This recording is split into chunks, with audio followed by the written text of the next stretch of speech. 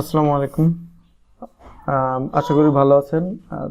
তো গত যে টিউটোরিয়ালগুলো দেখলেন সেটা থেকে কিছু না কিছু শিখছেন, তো আজকে আরও কিছু শিখবেন। সেটা হচ্ছে যে এইটা আমরা আজকে 13 নম্বর পার্ট, হার্ডওয়্যার কনসেপ্টে 13 নম্বর পার্টে দেখছি ICT in everyday life, environment বিষয়টা কি।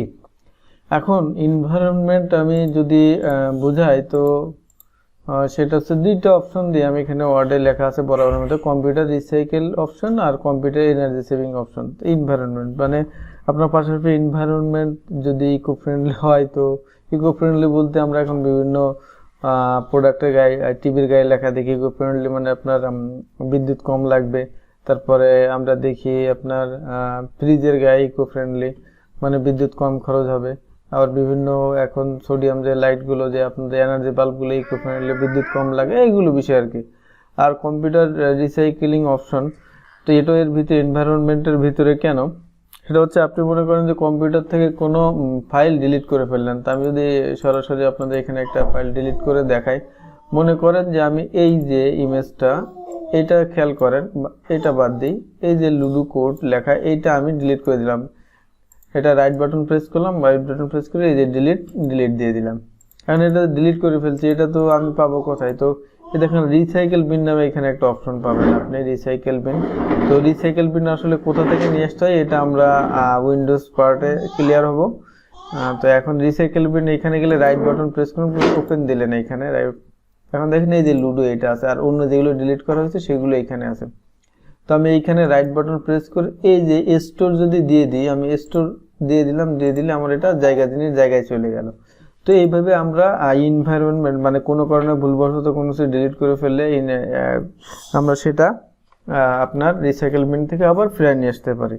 আবার আপনি আরেকটা কাজ হতে পারে, মনে করেন যে কোনো কারণে আপনার মাদারবোর্ডের সাথে যে পিসিতে র্যাম ব্যবহার করতেছেন বা ড্রাইভ ব্যবহার করছেন, এটা কোনো কারণে ফল্ট বা ভিতরের কোনো আভ্যন্তরীণ কারণে আপনার ব্যালেন্সিং হচ্ছে না।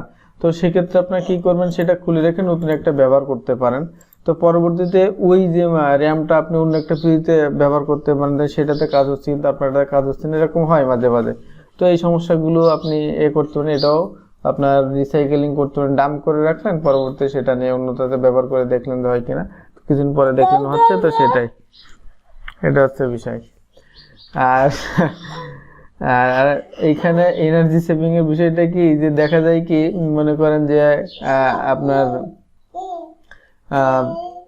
যে এইখানে দেখেন, আমি যদি কম্পিউটারে যাই, এই যে সেটিং এর ভিতরে গেলে এইখানে পাওয়ার থেকে এইখানে পাওয়ার এন্ড স্লিপ, এইখানে যে বিষয়গুলো আছে, তো এইখান থেকে এই যে অ্যাডিশনাল এখন দেখেন ব্যালেন্সিং। তো এইখানে যদি আমি ক্লিক করলে এখানে দেখা যায় যে অন ব্যাটারি, মানে আমি এইখানে দিয়ে রাখছি আমার পিসিতে যে আমি যতক্ষণ না পিসি অফ করব ততক্ষণে অন থাকবে, ঠিক আছে। তো এই জন্য আমি সবগুলো নেভার দিয়ে রাখছি। কিন্তু আপনি এখানে একটা কাজ করতে পারেন যে 5 মিনিট 10 মিনিট বা 15 মিনিট পর পর আপনি কোনো পিসি ব্যবহার করতেছেন না, তখন 5 মিনিট পরে অটো এটা হচ্ছে স্লিপ মোডে চলে যাবে, তাহলে আপনার বিদ্যুৎ খরচ কম হলো, ঠিক আছে। তো এইভাবে আপনি সেভ করে নিতে পারেন। কিন্তু আমি আমার নিজের কাজের জন্য আমার সবসময় অন রাখতে হয়, তো এই জন্য আমি নেভার দিয়ে রাখছি। তো এটা করে নিতে পারেন, এটা ইকো ফ্রেন্ডলি, এনার্জি সেভিং এর ভিতরে পড়ে, ঠিক আছে। এই স্ক্রিনটা, তারপর স্লিপ, এগুলো। তো এই এনভায়রনমেন্টের ভিতরে এই দুটো বিষয় আমি ভাবছি দেখানোর দরকার, তো সেটা নিয়ে কথা বললাম।